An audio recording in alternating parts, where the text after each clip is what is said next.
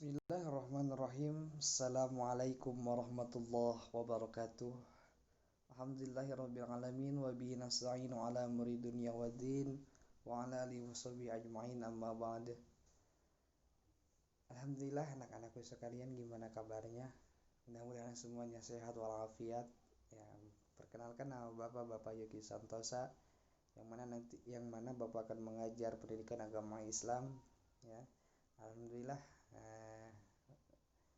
Bapak mengucapkan terima kasih kepada anak-anak sekalian yang sudah mengerjakan tugas minggu-minggu kemarin sampai pertemuan 5 dan sekarang pertemuan ke-6 yang mana akan membahas qada dan qadar, ya.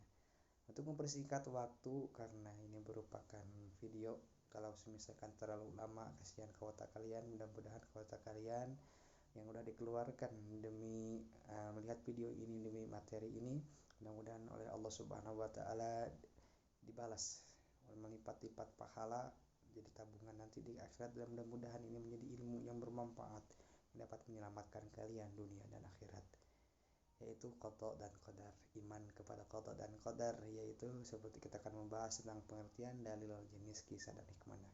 Mudah-mudahan tidak terlalu lama, ya, karena iman seseorang itu bisa membuat mereka bahagia dunia dan akhirat, atau sebaliknya, dia tidak mempunyai iman maka dia akan celaka dunia dan akhirat. Kita akan membahas tentang iman kepada qada dan qadar, ya. Memahami makna iman kepada qada dan qadar ini, ya, udah ini mah menjelaskan tujuan pembelajaran, itu menjelaskan makna beriman kepada qada dan qadar. Mudah-mudahan bisa dipraktikkan kepada sehari-hari kita, ya, bukan sekedar kita materi saja, tapi kita bisa dipraktikkan dalam kehidupan, karena iman kepada qada qadar itu menentukan selamat dan tidaknya kita bahagia dunia dan akhiratnya kita, gitu, ya.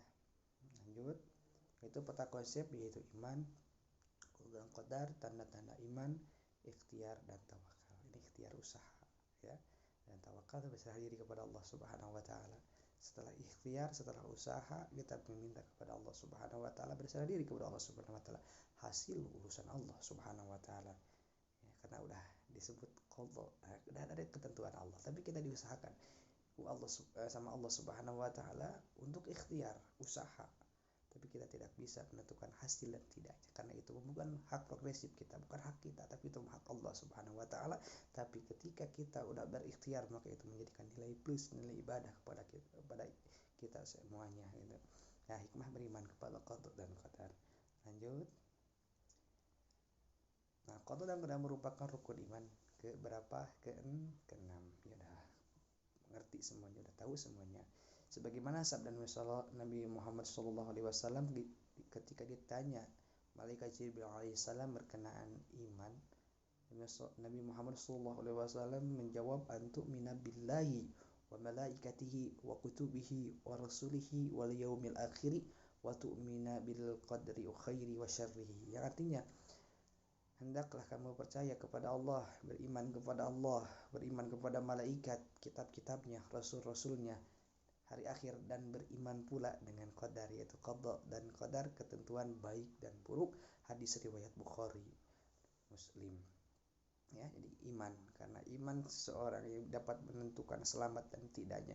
Ketika kita mati dalam keadaan membawa iman, maka kita akan mendapatkan surganya Allah Subhanahu wa taala. Tapi kalau misalkan kita tidak percaya kepada Allah, tidak percaya kepada malaikat, tidak percaya kepada kitab-kitabnya Allah, rasul-rasulnya, dan hari akhir, dan tidak beriman kepada qada dan qadar, maka kita jangan harap mendapatkan surganya Allah Subhanahu wa taala.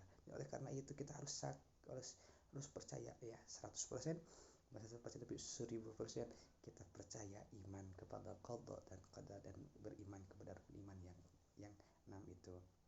Lanjut.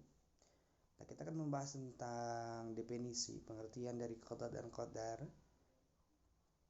Apa itu qada menurut bahasa? Ini kan ada dua bahasa dan istilah. Kalau bahasa yaitu hukum atau ketetapan, ya, itu menurut definisi tentang qada menurut bahasa, bukan, tapi menurut istilah, ya, ini, ya, ketetapan Allah terhadap makhluknya sejak zaman ajali sesuai dengan kehendaknya tentang segala sesuatu yang berkenaan dengan makhluk. Jadi udah ditetapkan semuanya, ya. Ketika kita belum lahir ke alam dunia, masih di alam rahim, nanti ke depan kita akan membahas, sudah ditetapkan semuanya oleh Allah Subhanahu wa taala di lauh mahfuz. Zaman ajalinya kita udah ditentukan, ditetapkan. Contoh seperti apa usia, ya. Usia ini sudah termasuk qada. Kita ditentukan oleh Allah Subhanahu wa ditetapkan oleh Allah Subhanahu wa taala umur kita. Contoh umur kita 60 tahun, 50 atau 20 atau 30 tahun, tidak ada yang tahu, tapi sudah ditetapkan oleh Allah Subhanahu wa taala umur kita 30 contohnya. Ya, itu sudah ketetapan Allah Subhanahu wa taala. Contoh lagi penciptaan bumi itu merupakan qada. Qadar atau menurut bahasa adalah hukum atau kepastian atau peraturan dan ukuran ketentuan sesuatu perkara mengikuti kadar yang tertentu. Ya, jadi menurut istilah yaitu perwujudan kehendak Allah di pelaksanaan kehendak Allah Subhanahu wa taala terhadap semua makhluknya dalam kadar dan berbentuk tertentu sesuai dengan iradahnya, sesuai dengan kehendaknya. Ya, jadi yang dimaksud dengan qadar itu ya perwujudan gitu, perwujudan pelaksanaan dari kodonya itu. Jadi udah ditentukan ada pelaksanaannya dari kehendak Allah Subhanahu wa taala terjadinya, itu termasuk dengan qadar, ya. Nanti kita akan secara terperinci secara globalnya saja tentang qadar dan qadar. Contoh seperti usia manusia misal 60 tahun, ya udah ditentukan meninggal dunia pada usia 60 tahun terjadi, ya contohnya gitu, maka itu termasuk dengan qadar, udah ketetapan Allah gitu kan, perwujudan pelaksanaan kehendak dari Allah Subhanahu wa taala itu. Allah Maha mengetahui yang baik dan buruk, ya Allah Maha segala-galanya gitu. Contoh ketentuan Allah sejak ajali bahwa manusia akan diciptakan untuk mendiami bumi dengan berbagai ketetapan ketentuan Allah, ya. Nah, itu takdir. Lebih populernya ya kalimat qada dan qadar itu disebut dengan takdir. Qadar itu takdir adalah ketentuan suatu peristiwa yang terjadi karena pilihan makhluk itu sendiri yang akan dipertanyakan dan dimintai pertanggungjawaban oleh Allah Subhanahu wa taala di mahsyar, di akhirat kelak. Sabda Rasulullah SAW, hendaklah kamu beriman kepada adanya takdir yang baik dan buruk, yang manis dan pahit, semuanya dari Allah Subhanahu wa taala. Itu kehendak dari Allah Subhanahu wa taala. Yang manis, yang pahit terjadinya tidak sesuai dengan keinginan kita, tidak sesuai dengan harapan kita, itu merupakan kehendak Allah Subhanahu wa taala, ketetapan sang pencipta alam kita, sang pencipta kita.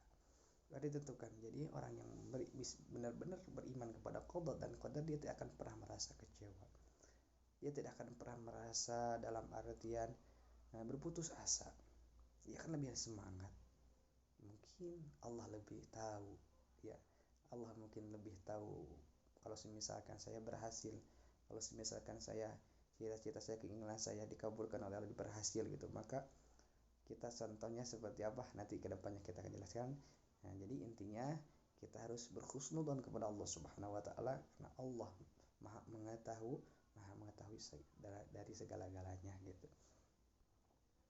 Nah, dari takdir Allah Subhanahu wa taala, a'udzubillahi minasyaitonir rajim, bismillahirrahmanirrahim, inna kulla syai'in khalaqnahu biqadar. Artinya sesungguhnya kami menciptakan segala sesuatu menurut ukurannya. Sudah ditetapkan oleh Allah Subhanahu wa taala, ya. Nanti depan lanjut karena waktu udah hampir 8 menit 9 menit.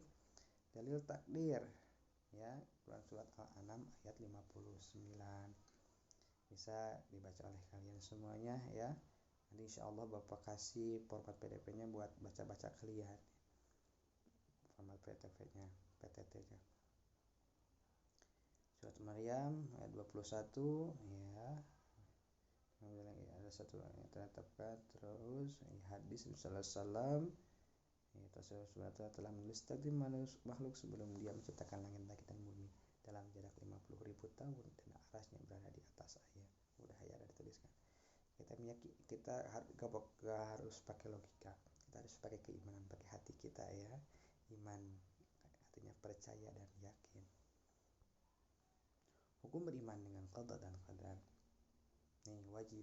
Yang pertama adalah wajib mempercayai, meyakini bahwa Allah mengetahui segala perkara yang akan berlaku kepada semua makhluk. Tidak ada satu orang pun, tidak ada satu makhluk pun yang luput dari penglihatan Allah Subhanahu wa taala. Allah Maha mengetahui. Jadi kita semuanya wajib mempercayai dan meyakini bahwa Allah mengetahui segala perkara, ya. Jadi buat apa ini ya? Jadi iman kepada qada dan qadar itu hukumnya wajib. Kenapa demikian? Ya karena misalkan kita tidak beriman maka kita termasuk orang yang kufur, orang yang kafir. Nauzubillah, tempat kita di neraka jahanam selama-lamanya. Kalau misalkan kita tidak mempunyai keimanan, misalkan kita tidak percaya kepada qada dan qadar, tidak percaya kepada Allah Subhanahu wa taala, tidak beriman kepada Allah, malaikat dan yang rukun iman yang keenam semuanya itu, maka kita termasuk orang yang kafir. Nauzubillah min dzalik. Allah yang kedua, Allah juga telah menetapkan ketentuan tertentu dan tiada satu perkara pun yang terlepas daripada ketentuan Allah Subhanahu wa taala. Yang ketiga, muslim juga wajib beriman bahwa perkara yang berlaku merupakan pelaksanaan ketentuan Allah yang telah termaktub sejak ajalinya. Yang ini ya, kita meyakini semuanya ya. Lanjut. Sayyidina Abbas radhiyallahu an, ya ini boleh kalian baca-baca biar cepat ya. Ini yang penting tentang takdir. Jadi takdir itu ada takdir mubrom dan takdir mu'alaq. Apa itu takdir mubrom? Ketentuan Allah yang tidak dikaitkan dengan ikhtiar manusia. Di dalam artian takdir yang tidak bisa dirubah ya. Ikhtiar itu usaha. Contoh kematian ditetapkan oleh Allah Subhanahu wa taala bahwa umurnya gitu kan segitu gitu kan. Maka tidak bisa ya, mati itu termasuk dalam takdir mubrom. Contoh lagi yang lain seperti jenis kelamin tidak bisa dirubah. Itu gimana cara yang lain itu mah yang berdosa ya, kita mah gak boleh ya, gak boleh itu karena merupakan takdir Allah. So, kalau misalkan kita jenis kelamin laki-laki gak boleh dirubah jadi perempuan ya. Sekarang masih ada gitu kan masih banyak gitu kan, masih ada lagi, kita gak boleh ya, karena itu merupakan takdir kita, ketetapan takdir mubrom yang tidak bisa dirubah, berdosa kita. Lanjut, jodoh. Jodoh sudah ditetapkan oleh Allah Subhanahu wa taala ya. Yang penting kita kita soleh maka akan mendapatkan wanita solehah, kita solehah maka akan mendapatkan laki-laki yang soleh. Kiamat sudah ditentukan oleh Allah Subhanahu wa taala, termasuk takdir mubrom ya, yang tidak dikaitkan dengan ikhtiar manusia. Takdir mu'alaq yaitu ketentuan Allah yang dikaitkan dengan usaha manusia. Takdir yang bisa dirubah ya, dengan usaha, dengan ikhtiar manusia ya. Contoh seperti kepintaran, itu yang dulunya kita bodoh tapi karena kita rajin belajar maka bisa menjadi pintar, itu karena takdir mu'alaq. Kalau misalkan kita udah bahasa saya mau udah bodoh gitu kan, gak mau belajar, yang pintar nggak bisa ya. Tapi kita harus belajar supaya apa? Mendapatkan kepintaran, karena itu termasuk takdir mu'alaq.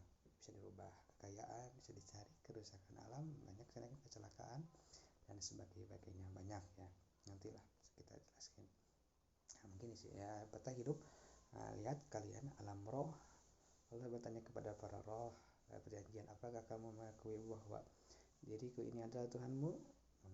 Menjawab benar, bahkan kami menyaksikan ada Quran Arab ayat 172 ya. Ya ini terus alam rahim gitu. Itu penuh kasih sayang ibu, kelahiran dunia, alam dunia di sini jam pasir, jangka waktu kita hidup di alam dunia nggak tahu berapa lagi gitu kan, habisnya pasir kita. Mudah-mudahan kita semuanya panjang umur barokah ya umur kita. Terus ke alam barzah, tiap-tiap jiwa akan merasakan mati ya. Pasti semuanya ya, perlu saya kullu nafsin dha'iqatul maut ya. Allah hindarilah dari azab kubur. Mudah-mudahan kita semuanya mati dalam keadaan husnul khotimah, mati dalam keadaan membawa iman dan Islam. Terus kebangkitan kita di alam mahsyar, dihisab, bertanggung jawab kan amal-amal kita ketika hidup di alam dunia, apakah pilihan kita surga atau neraka. Mudah-mudahan kita menjadi penghuni surga. Oleh karena itu kita harus benar-benar ya rajin dalam ibadah, bertakwa kepada Allah Subhanahu wa taala, tidak boleh melawan sama orang tua, harus bisa berbakti kepada orang tua. Oleh karena itu Bapak dianjurkan oleh kalian diberikan tugas untuk membantu kedua orang tua. Itu untuk apa? Untuk mendapatkan pahala kalian.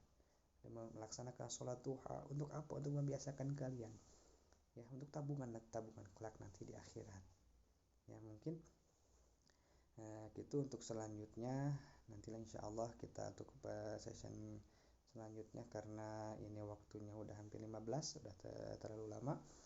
Mungkin di Bapak dicukupkan sekian ya untuk materi pertemuan yang ke-6, yang mana kalian semuanya mudah-mudahan menjadi anak yang soleh dan solehah ya. Nanti insya Allah tugasnya biasa kalian melaksanakan sholat duha ya 2 rakaat, dan membantu kedua orang tua. Bagi perempuan yang sedang haid boleh mengganti dengan pekerjaan, membantu kedua orang tua ikhlas karena Allah Subhanahu wa taala. Ini bukan dalam artian suruh, tapi insya Allah nanti kedepannya kalian bisa melaksanakan sholat duha membantu orang tua menjadi dengan keikhlasan masing-masing. Mungkin ini Bapak dicukupkan sekian. Mohon maaf apabila ada kata-kata yang kurang berkenan kepada kalian semuanya atau kurang mengerti. Insya Allah boleh bertanya kepada Bapak ya, lewat WA. WA-nya sudah tahu semuanya, dimasukin ke nanti ke tugas dan ada di classroom ya, masuk semuanya. Dan Bapak mengucapkan terima kasih kepada kalian semuanya yang sudah mengerjakan, dan ini tolong dikerjakan lagi ya. Mungkin dari Bapak cukup sekian. Wabillahi taufiq walhidayah. Wassalamualaikum warahmatullahi wabarakatuh.